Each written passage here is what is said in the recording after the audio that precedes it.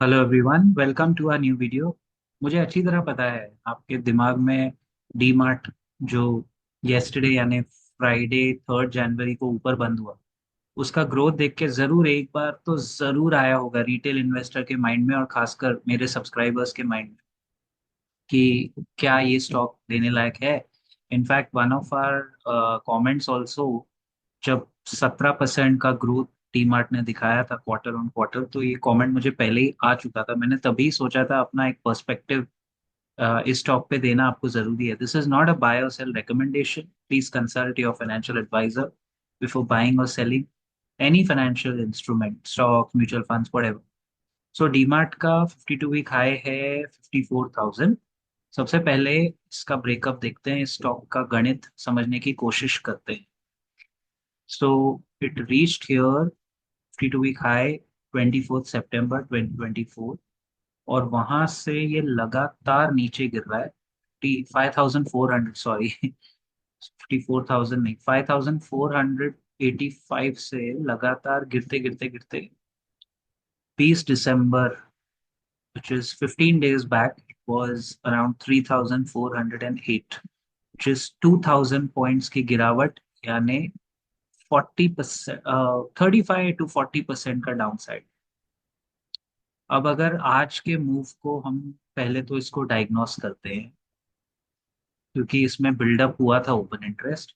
आज वॉल्यूम के साथ बाइंग आई है बिकॉज रिजल्ट्स अच्छे आए हैं, तो एवरेज वॉल्यूम भी इसका हाईएस्ट है। आज का वॉल्यूम है, आप देख रहे हो ना, 9,966,000, यानी करीब करीब 99 लाख शेयर का वॉल्यूम है आज, बाइंग और सेलिंग मिला के। ऑलमोस्ट अ करोड़, 1 करोड़। जबकि इसका जो एवरेज वॉल्यूम होता है डीमार्ट का ऑन अ नॉर्मल डे होता है 6,66,000 होता है, और मैक्स अगर जाएगा तो 23 लाख तक जाएगा। लेकिन आज ये 1 करोड़ शेयर्स का लेन देन। अभी अगर इसका हम लोग वो 250 डेमा देखेंगे तो इट कम्स आउट टू 4,255, यानी आज डिसाइसिवली इसने 50 डेमा के ऊपर क्लोजिंग दी है। और अब नेक्स्ट हर्डल है इसका 4,255, अगर उसके ऊपर निकले तब यूजुअली टेक्निकली तो उस पे वैसे बात होनी चाहिए। डेट फ्री कंपनी है। So I will give you 5 reasons why DMart मेरे बुक्स में बैठता नहीं है फॉर अ बाय। हालांकि ये डीमार्ट गिरा हुआ है, एशियन पेंट्स गिरा हुआ है, रिलायंस गिरा हुआ है, लेकिन मैं सिर्फ रिलायंस पे बुलिश इसलिए हूँ, उसके रीजंस आपको मैं पहले भी बता चुका हूँ। बट एशियन पेंट की तो बात ही नहीं करेंगे, वो भी पहले हम कर चुके हैं। वो तो 3,200 पे था, तब मैंने उसको कहा था कि ये गिरेगा, और आई थिंक वहां से 30% गिर चुका है, 30%। डीमार्ट का पहला reason for me not buying this at this price, personally not buying it and not being interested, stock is trading at 13 times of book value, and इसका जो प्राइस टू अर्निंग रेशियो है वो 97 है। जबकि इसी स्पेस में जो अभी कंपनी लिस्ट हुई है, विशाल, मेगामार्ट वगैरह वगैरह और दूसरी कंपनीज, इनका पीई रेशियो काफी कम है।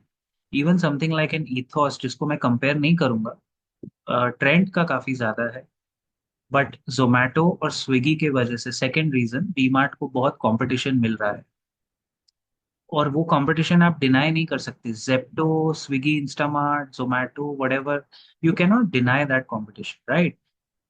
दूसरी बात, ये सेकंड पॉइंट था ना। Third point, let's come to the price to earning ratio comparison 1 year forward में अगर देखें, तो हाँ, उस हिसाब से अर्निंग्स के हिसाब से प्राइस बहुत नीचे चला गया है। अर्निंग्स कैचअप कर रही है, ठीक है, फेयर इनफ।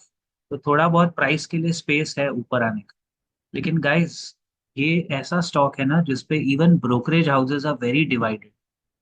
भाई 5,400 की चीज, इतनी बड़ी कंपनी, 2,000 पॉइंट गिरी है तो वहां से वो थोड़ा बाउंस बैक करेगी। लेकिन अगर आप इसको उस वजह से ले रहे हो तो वो सही इन्वेस्टमेंट मेट्रिक नहीं है। Just because a stock is down by 40% and you are entering doesn't actually, that's not the right way of investing in stocks. So PE ratio में ठीक बैठ रहा है ये एक्चुअली, और मैंने भी एक बार कंसिडर किया था। लेकिन कभी कभी क्या है ना, we have to take some calls which are based on article of faith. And उसका एक छोटा सा एग्जाम्पल मैं आपको दिखाता हूँ। ये 1,000 करोड़ से 1,400 करोड़, फिर सीधा 2300 करोड़ ये नेट प्रॉफिट है, 2500 करोड़ एंड अगेन 2600। यहाँ आके इसकी ग्रोथ टेपर ऑफ हो रही है पिछले 2 साल से, ग्रोथ टेपर ऑफ हो रही है, ईपीएस भी स्टैग्नेंट है, और आरओई पिछले 10 साल का 14% था और अभी वो 14% ही है, तो रिटर्न ऑन इक्विटी कोई बढ़ नहीं रहा है। हम्म, हाँ, स्टॉक ने कंपाउंडिंग अच्छा दिया है, it's a past performer, but future अगर देखें तो फ्यूचर इसका, मैं नहीं बोल रहा हूँ कंपनी बंद हो जाएगी, बिल्कुल नहीं, कंपनी इस तरह की बंद नहीं होगी, लेकिन अगर आप तोड़फोड़ नंबर्स और तोड़फोड़ ग्रोथ एक्सपेक्ट कर रहे हो, वो इसमें आना बड़ा मुश्किल है गाइस मेरे हिसाब से। F I have come back, मतलब 1.7% बढ़ा है, डी आई आईज ने लगभग देखो ना 1.08% बेचा है, और पब्लिक ने भी डीमार्ट वो स्टॉक है जिसमें रिटेलर शेयर होल्डिंग भी कम हुई है और प्रमोटर शेयर होल्डिंग भी कम हुई है, राइट। गवर्नमेंट ने अपना स्टेक बढ़ाया है, अच्छी बात है, सरकार को पेलते रहो high expensive high P stocks, but at a P of 100 you can not buy a stock at a P of 100 just by saying that ये अभी 4500 हो जाएगा, ये तो सट्टाबाजारी हो गई ना। तो ये कुछ इंपॉर्टेंट रीजंस है, क्वार्टरली नंबर्स भी जो इसके आए हैं, जो मार्केट एस्टिमेट कर रहा था उससे सिर्फ 3% ज्यादा है, तो ऐसा नहीं कि डीमार्ट ने कुछ आउट परफॉर्म किया है। स्टॉक आज 11% ऊपर जाके बंद हुआ, इसका मतलब आप सोचो अभी भी ये बहुत ओवर वैल्यूड है। इनफैक्ट मैं तो ये कहूंगा कि अगर ये 200 डे मूविंग एवरेज पे अटकने लगे, जैसे इसका 200 एमा है ना, let me go to the price again, ये अभी तो चलो शायद मोमेंटम में एक बार ये 4255 तक आ भी जाए, बट अगर वहां पे अटका, ऊपर नहीं गया, then it becomes again a perfect sell on rise candidate. 200 DMA पे जो स्टॉक अटकता है वहां से 5%, 10% डाउन साइड, अगेन 50 डेमा और 200 डेमा में देखो एग्जैक्ट 10% का गैप है, तो ये तो ब्रिलियंट प्ले हो गया ना, 10% डाउन साइड के लिए प्ले बनता है, लेकिन मैं फिर भी कहूंगा कि इस तरह की कंपनीज में साइडवेज ट्रेड ज्यादा बनेगा और एक तरफा ट्रेड मिलना बहुत मुश्किल है, सो टेक्निकली तो इसको यार अवॉइड ही करना चाहिए, it's a big avoid for me.